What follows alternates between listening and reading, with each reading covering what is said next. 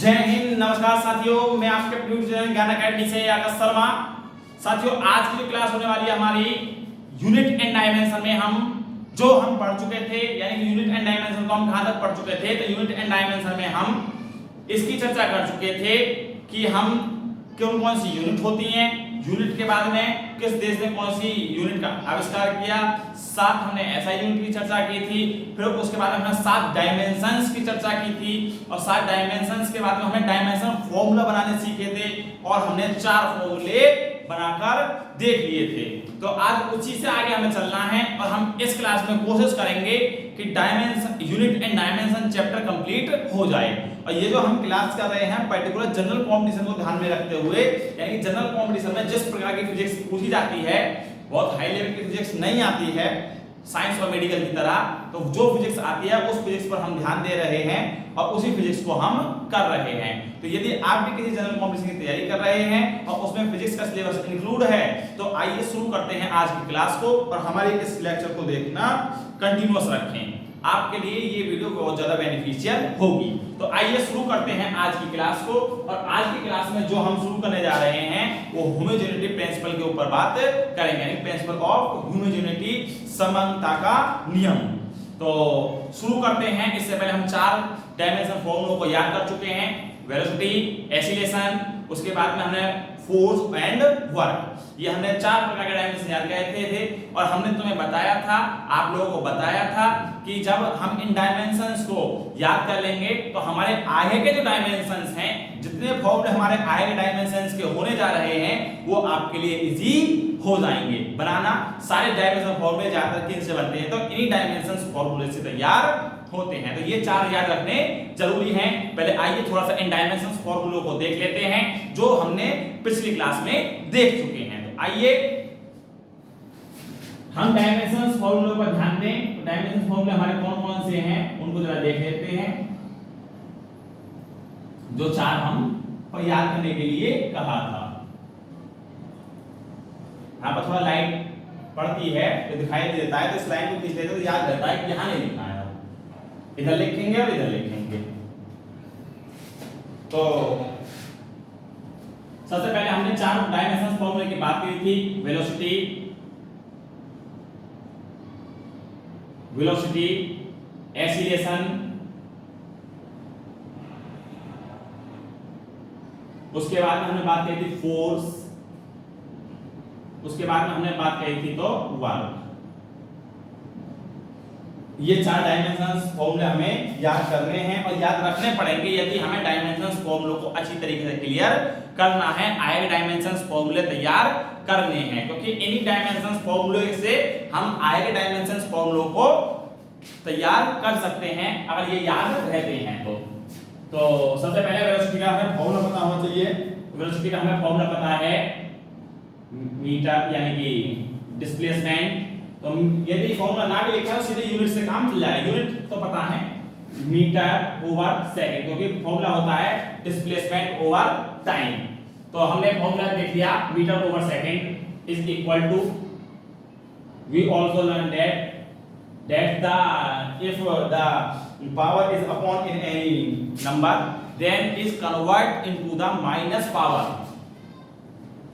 यदि हमारे नीचे की तरफ है कोई और हम यदि ऊपर ले जाना चाहते हैं तो वो माइनस की पावर में आ जाएगी। हम क्या करते हैं मीटर सेकंड इनवर्स। डायमेंशंस फॉर्मूले में लिखेंगे तो मीटर को हम लिख सकते हैं एल। मीटर क्या बोलते हैं तो एल बोलते हैं। ये हमने बहुत अच्छी तरीके से पिछली क्लास में समझ लिया था, एल डी इनवर्स। ऐसे एक्सीलरेशन होता है मीटर ओवर सेकंड स्क्वायर, इसको बोल सकते हैं metre second square inverse is equal to L T inverse 2। इसके बाद में हमारा फोर्स का बनता है, तो फोर्स का हमारा फॉर्मूला होता है मास इनटू एक्सीलरेशन, यानी कि हम मास को लिख सकते हैं केजी और इनटू एक्सीलरेशन को हम लिख सकते हैं मीटर ओवर सेकंड का स्क्वायर। ये हो सकता है मास सेकंड इनवर्स स्क्वायर। इसको लिख सकते हैं तो मास यानी कि m l t इनवर्स 2। ये हमारा हो गया। इसके बाद हम वर्क का ही डायमेंशन देखते हैं, कार्य से बोलते हैं हिंदी में। तो हमारा वर्क का डायमेंशन क्या होगा? तो वर्क के डायमेंशन के लिए सबसे पहले हमें पता होना चाहिए फॉर्मूला। तो फॉर्मूला के लिए क्या होता है हमारा फॉर्मूला? तो होता है फोर्स इनटू डिस्प्लेसमेंट। और फोर्स हमने देख लिया ये है, तो KG metre over second square. और जब हमने फोर्स देख लिया है तो इसके बाद में हमारा क्या बचता है? तो डिस्प्लेसमेंट यानी कि मीटर इक्वल टू लिख सकते हैं KG metre square second inverse. इसको क्या लिख सकते हैं? इसको लिख सकते हैं m और l square t inverse square. ये हमारा कंप्लीट हो गए हैं डायमेंशंस। इसके बाद आइए शुरू करते हैं आगे की चर्चा को। यदि हम देखते हैं, चलो एक फॉर्मूला और लिख लेते हैं, थोड़ा जगह पूछा जाता है इसलिए लिखा रहे हैं। समवेट बोलते हैं, इंग्लिश में बोलते हैं मोमेंटम। इसको बोलते हैं मोमेंटम। तो मोमेंटम क्या होता है इस बात पर चर्चा करेंगे। तो मोमेंटम होता है मास इनटू वेलोसिटी। क्या होता है? तो मास इनटू वेलोसिटी। मास क्या होता है? तो मास को हम दिखाते हैं केजी में और वेलोसिटी को दिखाते हैं मीटर पर सेकंड। इसको लिख सकते हैं केजी यानी कि मास एल और टी का इनवर्स ml t इनवर्स। तो समझ में आया होगा। हमारा जो मोमेंटम होता है mv, वो हम बोलते हैं समवेग हिंदी में, और इसका डायमेंशन बनता है ml t का इनवर्स। तो आइए शुरू करते हैं आज नई चीज, बिल्कुल नई चीज क्या है? The principal of homogeneity. Principal of homogeneity.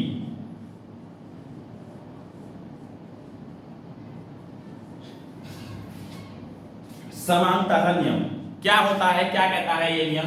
तो ये नियम कहता है, जैसा आपको समझा दें, तो ये नियम कहता है कि जो कोई फॉर्मूला है, जितने फॉर्मूला है, यदि किसी फॉर्मूले का उसमें कई टर्म हैं, जैसे हम बात करें तो v equal to u plus a t, तो v का जो v का यहाँ पर डायमेंशनल फॉर्मूला होगा, जो v की यूनिट होगी यहाँ पर वेलोसिटी की यूनिट होगी, इक्वल टू u की भी वही यूनिट होगी, और प्लस जो at दिया है सेम यूनिट होगी, सेम डायमेंशन होगा। प्रिंसिपल ऑफ होमोजेनिटी क्या कहता है? मान लो फॉर्मूला दिया है v equal to u plus at, ये दिया है। तो इसमें जो v की यूनिट होगी, तो v की यूनिट क्या होगी? तो मीटर ओवर सेकंड। तो सेम यूनिट होगी u की, तो मीटर ओवर सेकंड, और सेम ही यूनिट आ जाएगी इसकी, क्योंकि इसकी होती है मीटर ओवर सेकंड का स्क्वायर इनटू सेकंड, स्क्वायर से सेकंड गया, और क्या बच गया? तो metre over second equal to metre over second plus metre over second. If are same units, this is are same units and then same units, so the dimension are also same. LT inverse is equal to LT inverse plus LT inverse plus we know that the constant, if have any constant, no dimension formula for constant, यानी constant के लिए कोई भी dimension formula नहीं होता है। constant का कोई डायमेंशन नहीं निकलता है, constant यूं ही बना रहता है। अगर एक और फॉर्मूले की बात करें तो इसी का एक और फॉर्मूला होता है काइनेमेटिक्स में ही, एक होता है s equal to ut plus half at square, ये है फॉर्मूला। तो s की हमें पता है, s होता है डिस्प्लेसमेंट यानी कि मीटर, u क्या है? तो u है velocity, m over s into s, s मर गया, प्लस अभी देखा, अभी मैंने बताया कांस्टेंट का कोई डायमेंशन नहीं होता है, constant have no dimension formula, यानी कि कांस्टेंट के लिए कोई भी डायमेंशन फॉर्मूला नहीं होता है। तो AT का क्या हो गया? तो AT का हो गया, A का हम लिख सकते हैं m over S square into T का लिख सकते हैं एस का स्क्वायर। तो एस स्क्वायर से एस स्क्वायर चला गया यहां पर, क्या बची यूनिट, तो यहां भी m, यहां भी m और यहां भी m। तो जब यहां m यूनिट्स आ गई हमारी सेम, तो the dimension formula are L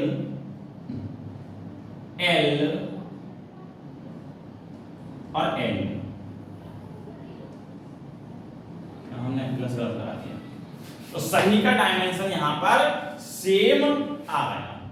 तो इतनी बात समझ में आई होगी कि अगर हमारा डायमेंशन यदि हमारा कोई फॉर्मूला है तो उसमें जितने भी यूनिट्स हैं, यानी जितने भी उसमें अलग अलग दिए हुए हैं, जैसे ये दिया हुआ है UAT, यानी प्लस के बाद में मल्टीप्लिकेशन में हो कोई दिक्कत नहीं है, लेकिन यदि प्लस और माइनस से अलग अलग किए गए हैं पार्ट्स उनके, तो हर पार्ट्स का जो डायमेंशन होगा, हर हिस्से का जो डायमेंशन होगा उसे क्या होगा, तो वो सेम होगा, विमा, क्या बोलते हैं, विमा। तो तैयार है।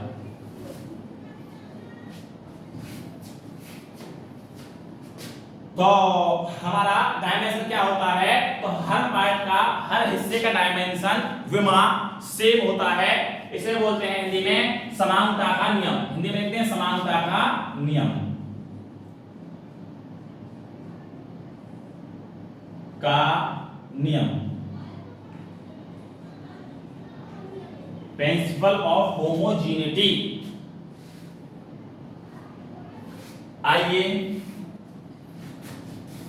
हमारी जो फिजिक्स है वो बहुत हाई लेवल नहीं है, सिर्फ एक कॉम्पिटिटिव एग्जाम को ध्यान में रखते हुए है।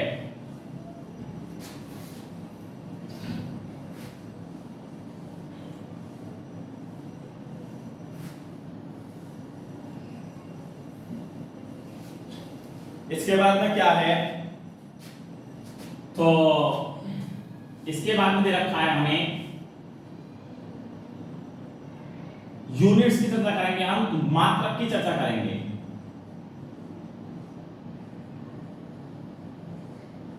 चेंज ऑफ यूनिट्स, मात्रक को बदलना।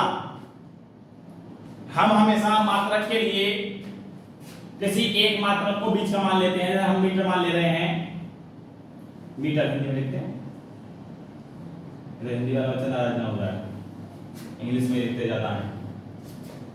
मीटर को इधर और इधर लिख देते हैं, तो यदि हम बड़े की फॉर्म में चलते हैं तो इधर, और छोटे की फॉर्म में चलते हैं तो इधर। तो हम मीटर के बाद में क्या लिख सकते हैं, तो डेसी छोटा होता है सेंटी, मिली के बाद में होता है माइक्रो,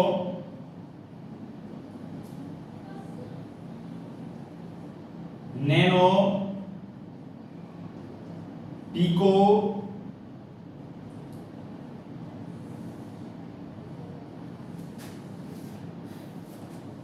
ये सब। इसके बाद में आता है डेका, हेक्टा,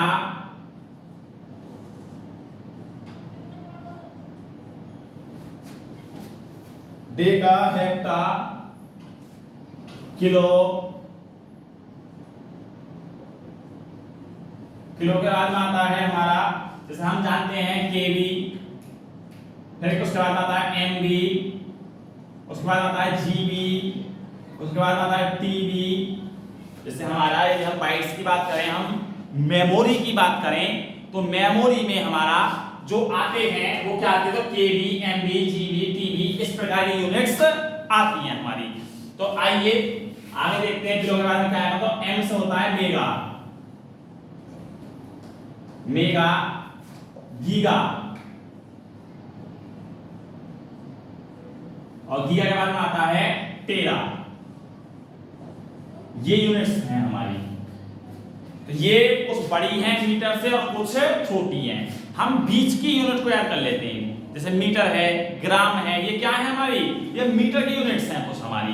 वो सॉरी बीच की यूनिट्स हैं हमारी, जिनके आगे बड़े हैं और पीछे छोटे हैं।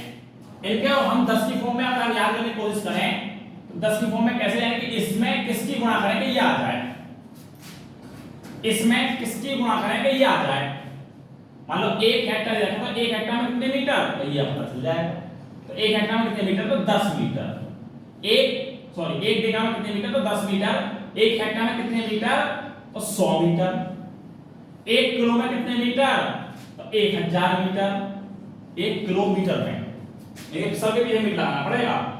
1 बीघा में कितने मीटर, 10 की पावर 6। 1 बीघा में कितने मीटर, तो 1 बीघा मीटर में 10 की पावर 9 मीटर। 1 टेरा में कितने मीटर, 10 की पावर 12 मीटर। 1 डेसी में कितने मीटर, तो 10 मीटर। सॉरी 1/10 हाफ में होगा ना, 1/10 मीटर। 1 सेंटी में कितने मीटर, तो 1/100 मीटर। 1 मिली में कितने मीटर, तो 1/1000 मीटर। 1 माइक्रोमीटर में कितने मीटर, 1/10 की पावर 6 मीटर। 1 नैनोमीटर में 1 नैनोमीटर 10 की पावर 9 मीटर। 1 पिकोमीटर में 1 पिकोमीटर 10 की पावर 12 मीटर। ये यूनिट्स हैं हमारी। इनको कैसे लिख सकते हैं, तो ये बाइट्स होती हैं, kilobyte, megabyte, GB, gigabyte, terabyte, byte, ये वो हैं मेमोरी। आधा ना फोन कितने जीबी की मेमोरी है तुम्हारी, 164 जीबी की मेमोरी है।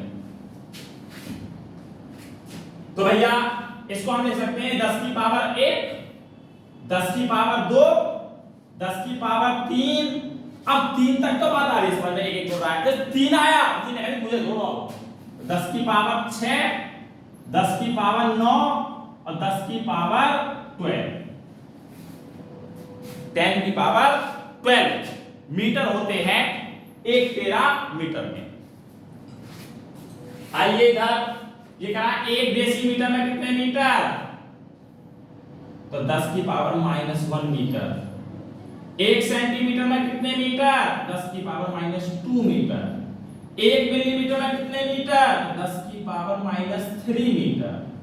1 माइक्रोमीटर में कितने मीटर, 10 की पावर -6 मीटर। 1 नैनोमीटर में कितने मीटर, तो 10 की पावर -9 मीटर।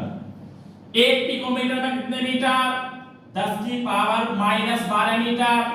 तो समझ में आ रही है बात, समझ में आ रही है बात कि हमारे जो मीटर से हम डेकामीटर बदलते हैं, वो सॉरी डेकामीटर से हम मीटर में बदलते हैं तो 10 की गुणा करते हैं। जब हेक्टामीटर से मीटर में बदलते हैं तो 100 की गुणा करते हैं, और जब हम किलोमीटर से मीटर में बदलते हैं तो 1000 की गुणा करते हैं। और जब हम 1 मेगामीटर से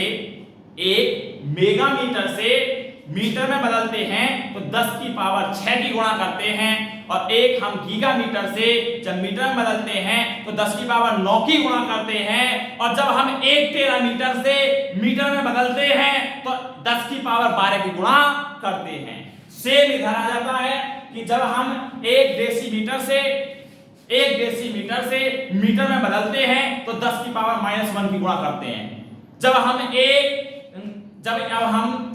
सेंटीमीटर से मीटर में बदलते हैं तो 10 की पावर -2 की गुणा करते हैं। जब हम 1 मिलीमीटर से मीटर में बदलते हैं तो 10 की पावर -3 की गुणा करते हैं।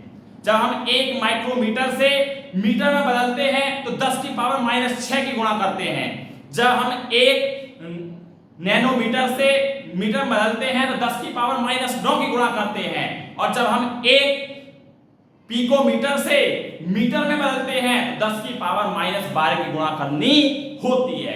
तो ये बात समझ में आई किसकी गुणा कब करते हैं। मीटर के केस में यदि सेम ग्राम के केस में होता है, मीटर की जगह हम ग्राम लिखते हैं, यहां सेम टू सेम फॉलो होगा, same to same. Decagram, hectogram, kilogram, megagram, ये सब हमारी यूनिट्स का चेंज है।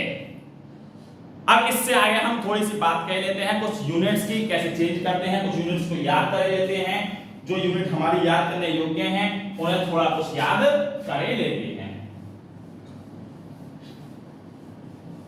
प्रिंसिपल ऑफ होमोजेनिटी समझ में आया होगा। हर पार्ट की जो डायमेंशन होती है किसी फॉर्मूले के अंदर वो डायमेंशन सेम होती है।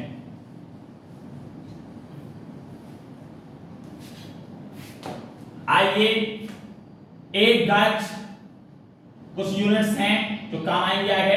एक गज बराबर 3 फीट।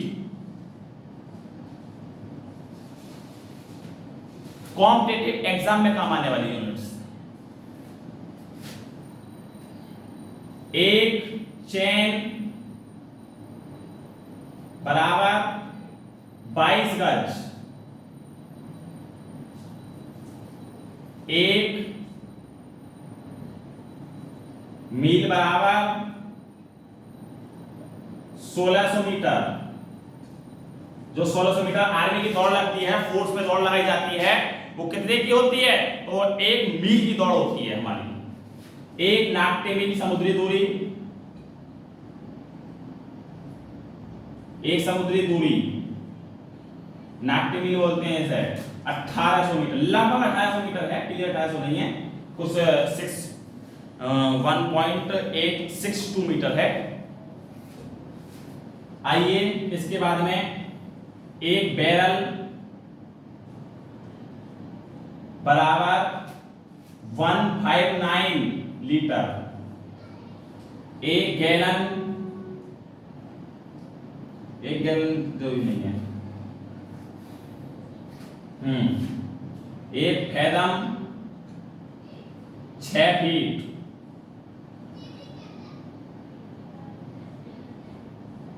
और हाँ, जो जरूरी चीज है, एक प्रकाश वर्ष।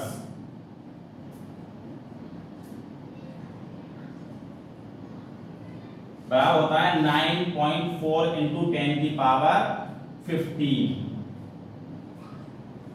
मीटर। और ये कुछ यूनिट्स हैं हमारी जो हमें याद रखनी चाहिए।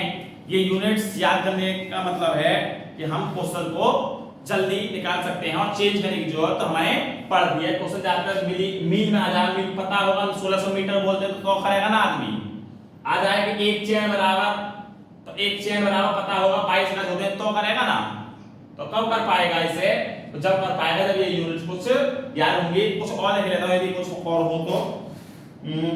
एक कैरेट, हाँ कैरेट भी लिखना चाहिए, ओस और पाउंड भी। एक कैरेट ये सोना नापने की यूनिट है, हीरे नापने की, सॉरी। एक कैरेट बराबर 0.2 ग्राम। और एक ओस बराबर होता है 28 ग्राम। एक पाउंड बराबर होता है, ये नापने की कुछ यूनिट्स हैं, एक पाउंड बराबर होता है 453 ग्राम। ये कुछ याद और करनी पड़ेंगी जो जरूरी है, हमें काफी है ये यूनिट्स। ये यूनिट्स याद रहती हैं तो हम आसानी से क्वेश्चन को कर सकते हैं। ठीक, ओस है ये, और नहीं ओस। तो हमने यहाँ पर यूनिट एंड डायमेंशन को कंप्लीट कर लिया है। यूनिट एंड डायमेंशन में हमें इतना ही जानना था और यूनिट एंड डायमेंशन हमारा कंप्लीट हो चुका है। और आगे जो हम इसके बाद चैप्टर लेंगे वो होगा वेक्टर एंड स्केलर क्वांटिटी। तो स्केलर एंड वेक्टर पर चर्चा करेंगे और उसके बाद में हम काइनेमेटिक्स की ओर बढ़ेंगे। तो हम, यदि आप हमसे जुड़े रहेंगे तो निश्चित तौर पर फिजिक्स में जितना नंबर आते हैं क्वेश्चन टॉप करेंगे, उसमें पूरे क्वेश्चन कर पाएंगे। तो आइए जुड़े रहिए हमसे और आज की क्लास को यहीं, आज के सेशन को यहीं समाप्त करते हैं। पढ़ाई करते रहें। All the very best.